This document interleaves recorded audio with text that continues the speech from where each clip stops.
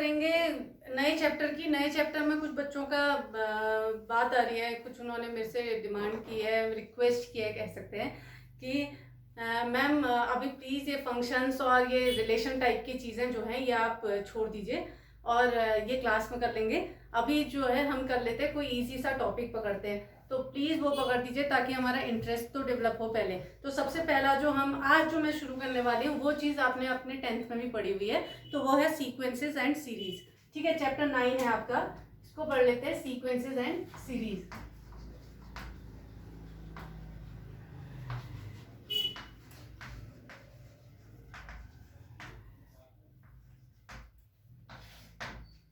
ठीक है, बात करते हैं सीक्वेंसेस की। सीक्वेंस में हमारे पास क्या होता है एक्चुअल में? सीक्वेंस में हमें कोई भी चीज दी रहती है, हमें पहला एलिमेंट पता होता है, दूसरा एलिमेंट पता होता है, तीसरा एलिमेंट पता होता है। ऐसे ही हमारा जो है आगे कुछ डॉट्स दिए रहते हैं, मीन्स हमें एक एलिमेंट पता चल गया, दूसरा पता चल गया, तीसरा पता चल गया और कुछ डॉट्स दिए रहते हैं। ये सीक्वेंस क्यों कहा जाता है? क्योंकि इसमें पहला नंबर, दूसरा नंबर, पहला टर्म कह सकते हैं, दूसरा टर्म, तीसरा टर्म हमें पता होता है। इस तरीके से ये एक रूल के थ्रू आगे बढ़ती रहती हैं ये चीजें, इनको हम कहते हैं सीक्वेंसेस। ठीक हो गई। अब हमारी बात किस में आ रही है? हम बात करते हैं जैसे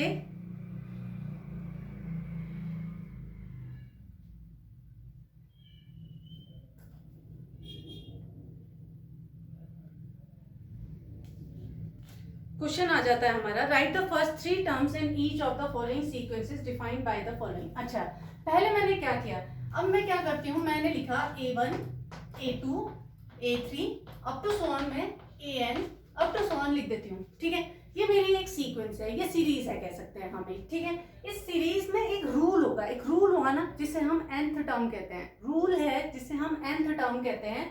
और उस nth टर्म को अगर मैंने पता लगा लिया ना, अगर वो मेरे पास है ना, तो मैं पूरी सीरीज रेडी कर सकती हूँ। क्या कहा मैंने? एक nth टर्म, एक जनरल टर्म हमें पता होना चाहिए जिससे हम पूरी सीरीज रेडी कर सकते हैं। तो जैसा हमारा पहला प्रश्न है, पहला क्वेश्चन है, right the first 3 terms in each of the following sequences defined by the following.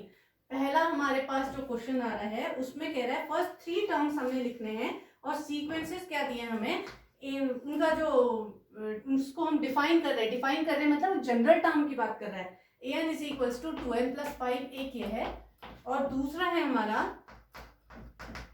an is equals to n minus 3/4। ठीक है, अब मैंने इससे 3 टर्म्स निकालने हैं, फर्स्ट 3 टर्म्स मुझे निकालने हैं। अच्छा, मैं फर्स्ट 3 टर्म्स निकाल लूंगी जी। फर्स्ट 3 टर्म्स निकालना मतलब n की जगह पर बारी बारी से 1, 2 और 3 को प्लेस करना। तो सबसे पहले मैं a1 निकालूंगी तो कितने के इक्वल हो जाएगा, 2 into 1 plus 5 means a1 is equals to 7। ऐसे ही मैं a2 निकालूंगी तो कितना हो जाएगा, 9। ऐसे ही मैं a3 निकालूंगी तो कितना हो जाएगा, 11। ठीक है, तो ये किसी रूल से बधे है ना, क्योंकि मैं एक फॉर्मूला है मेरे पास, रूल मतलब एक फॉर्मूला है मेरे पास जिसमें मैं n की जगह डिफरेंट नेचुरल नंबर्स को प्लेस करती जा रही हूँ। तो मुझे क्या मिलता जा रहा है, टर्म्स मिलते जा रहे हैं, टर्म्स ऑफ द क्या, सीरीज मिलते जा रहे हैं। ठीक हो गई, एक सीरीज रेडी कर पा रही हूँ मैं। तो उसने हमसे डिमांड की थी पहले 3 टर्म्स की, तो मैंने 1, 2, 3 को निकाल दिया, n की जगह पर 1, 2, 3 रखे। ऐसे ही यहाँ पर भी हम निकाल सकते हैं। a1 इज इक्वल्स टू आ गया हमारा 1 minus 3/4, that is minus 2/4 minus half के। ऐसे a2 हमारा आ जाएगा 2 minus 3/4 is equals to minus 1/4 के। ऐसे a3 हमारे पास आ जाएगा 0/4 दैट इज 0। ठीक हो गया, तो ये हमारे 3 टर्म्स निकल गए सीरीज के। तो इस तरीके के, अब आपको एक बात समझनी है, मेन जो हमने फोकस करना है वो इस बात पर कि हमें दिए हुए जो भी सीरीज अगर वो निकालने के लिए कहेगा तो इसका मतलब है उसने एक रूल दिया होगा, एक जनरल टर्म दिया होगा जिससे हम उसको सीरीज को निकाल सकते हैं। अब जैसे ही हमसे बोल रहा है, अब वो किसी भी चीज की डिमांड कर सकता है, वो मुझसे 100th टर्म पूछ सकता है, वो मुझसे 50th टर्म पूछ सकता है, 1000 टर्म पूछ सकता है, तो कुछ भी पूछ सकता है। अब जैसे इसने एग्जांपल 2 में पूछा है, what is the 20th term of the sequence defined by an is equals to n minus 1 into 2 minus n into 3 plus n। ठीक है, इसका 20th टर्म क्या होगा, इसका 20th टर्म निकालना मतलब वो मुझसे किस चीज की डिमांड कर रहा है, वो कह रहा है उससे n की जगह पर 20 प्लेस करो, तो a 20 हमने निकालना है, तो हो जाएगा 20 माइनस 1, 2 माइनस 20, 3 प्लस 20, ये कितने के इक्वल हो गया 19 इंटू माइनस 18 इंटू 23। आप इसको मल्टीप्लाई कर लीजिएगा, आपका आंसर आ जाएगा। ठीक है, बात करते हैं अगले एग्जाम्पल की। Let the sequence a n be defined as follows. देखिए थर्ड क्वेश्चन है हमारा, वो क्या कहता है देखते हैं। थर्ड क्वेश्चन कहता है let the sequence a n be defined as follows. A1 हमें दिया हुआ है 1, an दिया हमें an minus 1 plus 2 for n is greater than equals to 2। Find first 5 terms. First 5 terms हमने निकालने हैं। फर्स्ट 5 टर्म्स का मतलब क्या है, A1, A2, A3, A4 और A5 की डिमांड हो रही है हमसे।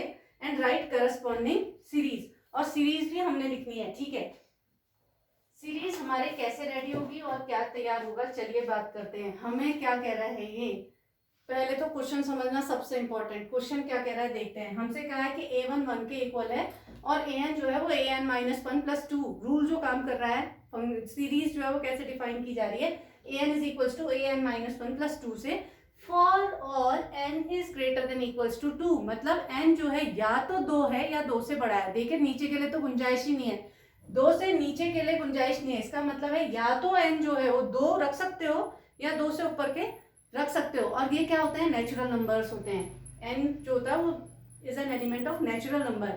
तो n 2 या 2 से ऊपर का नेचुरल नंबर आप कोई भी रख सकते हो। 2 3 4 5 6 7 8 9 10 आप रख सकते हो, लेकिन आप 1 रखने के अधिकारी नहीं है। इसीलिए उसने A1 को डायरेक्ट दे दिया है।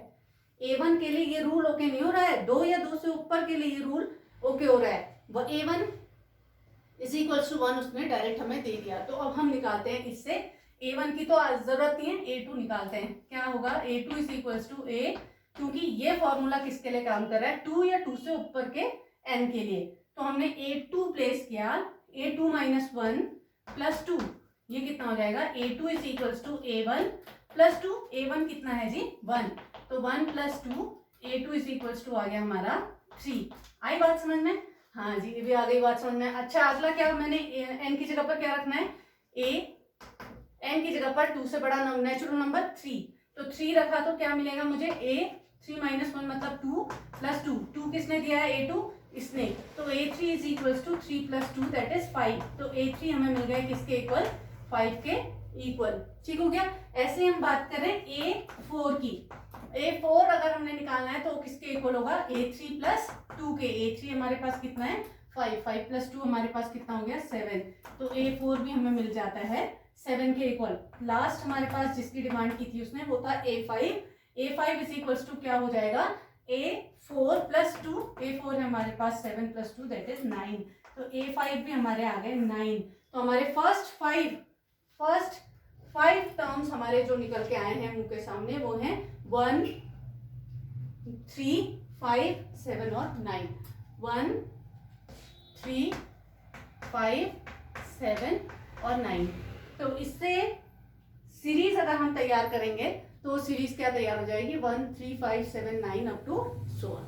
ठीक हो गई, ये हमारी बात। तो इसमें आपकी जो पहली चीज है वो है एक्सरसाइज 9.1। 9.1 को आप ट्राई करिए।